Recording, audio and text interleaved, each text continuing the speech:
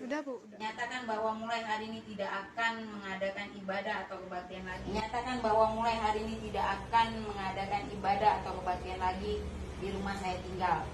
Demikianlah surat pernyataan ini saya buat. Bab 1 pasal 3 berbunyi, rumah ibadat adalah bangunan yang punya ciri-ciri khusus yang dipergunakan untuk ibadah kecuali tempat ibadah keluarga. Rumah ibadat keluarga itu tidak perlu pakai izin. Apa yang dimaksud rumah ibadat keluarga? Yang dimaksud rumah ibadat keluarga kalau di Islam itu namanya musola, kalau di Kristen itu namanya rumah doa. Ya, jadi untuk kita umat Islam kalau kita mau bangun musola di ruko perlu pakai izin nggak? Tidak perlu.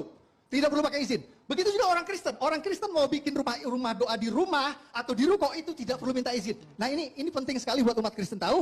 Jadi supaya jelas, kalian ibadah di rumah, kalian ibadah di ruko tidak perlu minta izin. Itu menurut SKB 2 Menteri.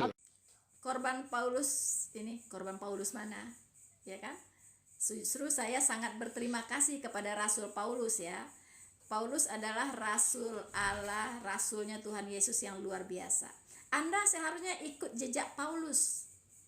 Kenapa saya katakan Paulus itu dulunya itu adalah pemimpin dari FPY. Ya. Anda tahu FPY? Front Pembela Yahudi. Kalau sekarang adanya FPI. Ya kan? Kalau dulu FPY, jadi sejenis FPI sekarang gitu. Nah, dia itu dulu anggotanya FPY, bahkan komandannya. Yang kerjaannya adalah menganiaya jemaat Allah, tukang nutup-nutupin gereja, tukang menganiaya jemaat yang mau pergi beribadah, tukang membubarkan orang-orang Kristen beribadah. Itu kerjaannya Paulus dulu ya. Sekarang juga ada kan. Jadi sebenarnya kalian-kalian itu pengikut Paulus, jangan menuduh saya pengikut Paulus. Saya pengikut Paulus yang sudah bertobat ya. Kalian pengikut Paulus yang belum bertobat. Oke? Nah gitu ya. Tapi Paulusnya dibuat bertobat oleh Tuhan Yesus. Kenapa? Karena orang ini orang pintar, orang berpendidikan tinggi ya. Dia ini orang berpendidikan tinggi, orang pintar ya. Cuman itu tadi, karena kefanatikannya kepada agama Yahudi ya, dia melakukan penganiayaan terhadap jemaat-jemaat Tuhan Yesus ya. Sekarang juga terjadi ya kan. Namanya dulu Saulus, sebelum dia bertobat Saulus. Jadi kalian itu adalah pengikut Saulus yang suka menganiaya jemaat ya kan, menutup gereja, membubarkan orang ibadah ya. Sama. Oke? Kalau kami pengikut Paulus yang sudah bertobat ya. Semua ajaran Rasul Paulus adalah ajaran Tuhan Yesus, sama dengan ajaran rasul-rasul yang lain.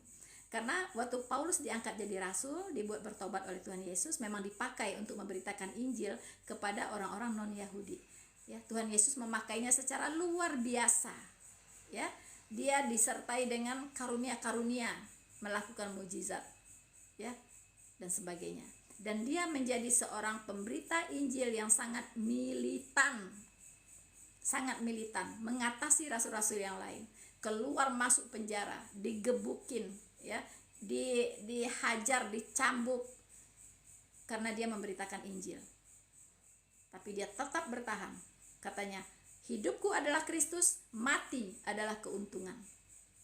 Begitu dibolak-balikkan hatinya oleh Tuhan Yesus. Dari pembenci Yesus menjadi pencinta Yesus luar biasa. Itulah Rasul Paulus.